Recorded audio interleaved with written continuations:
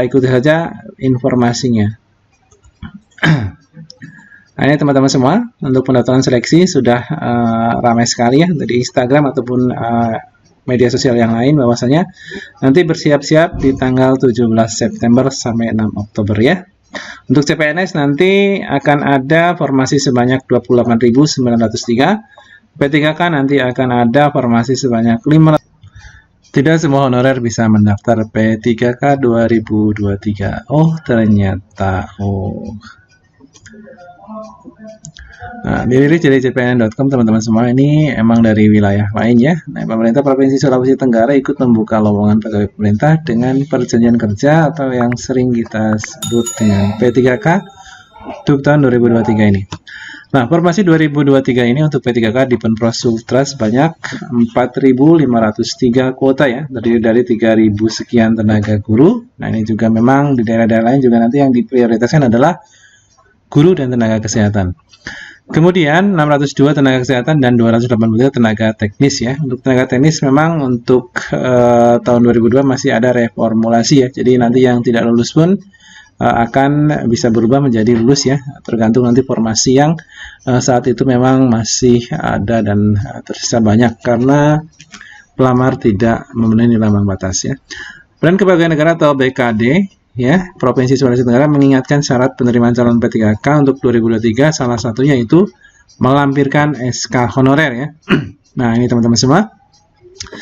Kepala Bidang Pengadaan ASN PKD Sulawesi Utara, Laude Hasiru Muhammad dalam pernyataan resmi Selasa tanggal 29 mengatakan pendaftaran P3K lingkup Pemprov Sultra ini hanya dibuka bagi mereka yang sudah menjadi honorer 2 tahun. Jadi yang di bawah 2 tahun kemungkinan besar tidak bisa ikut gitu ya. Nah, ini masih umum ya, karena nanti untuk P3K guru itu berbeda dengan P3K teknis ataupun P3K kesehatan. Sehingga pendaftar harus menyiapkan bukti honorernya, baik itu tenaga fungsional guru, tenaga kesehatan maupun tenaga teknis ya. Harus honor semua, tidak dibuka bagi mereka yang belum honor. Intinya harus dibuktikan karena mau diverifikasi. Jadi persiapan dokumen, bukti sebagai tenaga honorer yang utama itu harus ada ya ujarnya. Ya, ini teman-teman semua. Jadi nanti teman-teman sekalipun sekarang sudah mengabdi di instansi pemerintah, sebagai honorer kalau memang tidak bisa menunjukkan bukti atau SK sebagai tenaga honorer, maka nanti tentunya tidak bisa mendaftar untuk rekrutmen P3K tahun 2023. Sementara dokumen lain seperti ijazah, KTP, dan lainnya, Hasiru mengatakan sama seperti kelengkapan dokumen pendaftaran lainnya yang bersifat normatif.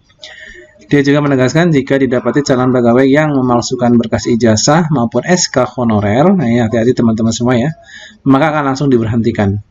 Karena ketika didapatkan pegawai itu tidak honor, maka langsung di-cut. Misalnya, kalau ada orang yang sengaja membuat ijazah, SK palsu, dan ketika didapatkan walaupun sudah diangkat, langsung diberhentikan. Ini hati-hati teman-teman semua.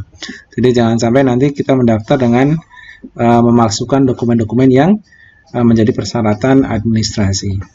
Proses penerimaan CPNS ataupun P3K 2023 akan dilakukan secara online dan adapun link pendaftarannya tentunya melalui laman sscsn ya, .bkn.go.id.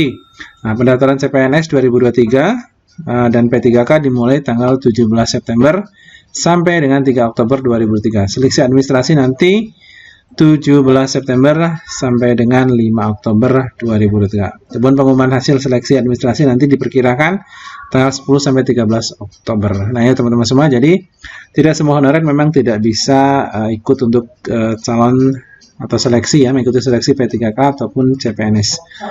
Jadi teman-teman semua ingat tadi yang harus dipersiapkan adalah kalaupun yang jadi honor sekarang ini harus mempersiapkan SK honornya ya. Kalau tidak bisa menunjukkan SK honor tentunya nanti akan sia-sia saja, tidak bisa mendaftar. Kemudian nanti sedikit informasi untuk awal pendaftaran seleksi P3K guru nih ya, khusus guru tentunya nanti untuk guru honorer ya. Nah, ini guru honorer baik negeri ataupun swasta tentunya nanti harus terdaftar di Dapodik. Ini syarat utama teman-teman semua. Nah, kecuali nanti untuk individu baru yang hanya memiliki sertifikat pendidik yaitu lulusan PPG Prajabatan, ini juga boleh ya. Kalau PPG Prajabatan tentunya boleh langsung mendaftar ya, tanpa harus terdaftar di Dapodik. Kemudian guru honorer K2, yang ini database-nya sudah masuk database BKN, ini juga boleh ya teman-teman semua. Jadi nanti teman-teman semua fokus di sini. Yang tidak bisa mendaftar untuk P3 guru adalah teman-teman yang tentunya nanti akan berada di golongan 3 nih ya. Jadi guru teman-teman semua kalau memang sudah terdaftar di Dapodik kurang dari 3 tahun boleh masuk atau ikut seleksi, tentunya nanti menjadi prioritas 4 atau pelamar umum gitu nih.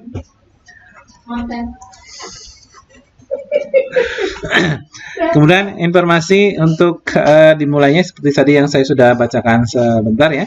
Bahwasanya pendaftaran seleksi CASN 2023 untuk P3K dan CPNS tentunya nanti akan dimulai tanggal 17 September teman-teman semua. Ya.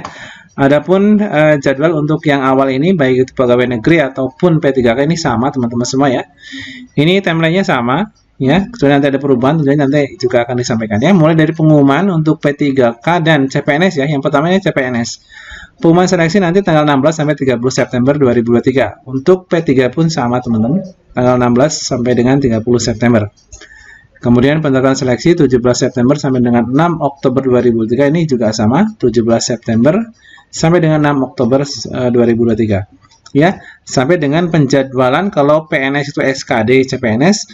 Kalau yang P3 itu penjadwalan seleksi kompetensi, ini jadwalnya sama teman-teman semua, 27 sampai 30 Oktober semua ya. Tinggal nanti dipantau saja ke depannya kira-kira jadwal ini sesuai dengan harapan kita atau nanti ada perubahan-perubahan, tentunya nanti tinggal ikuti saja informasinya. Nah, ini teman-teman semua untuk pendaftaran seleksi sudah ramai sekali ya dari Instagram ataupun media sosial yang lain, bahwasanya nanti bersiap-siap di tanggal 17 September sampai 6 Oktober ya. Untuk CPNS nanti akan ada formasi sebanyak 28.903. P3K nanti akan ada formasi sebanyak 543.396 ya. Oke, terima kasih dan informasi yang bisa saya sampaikan. Selamat siang.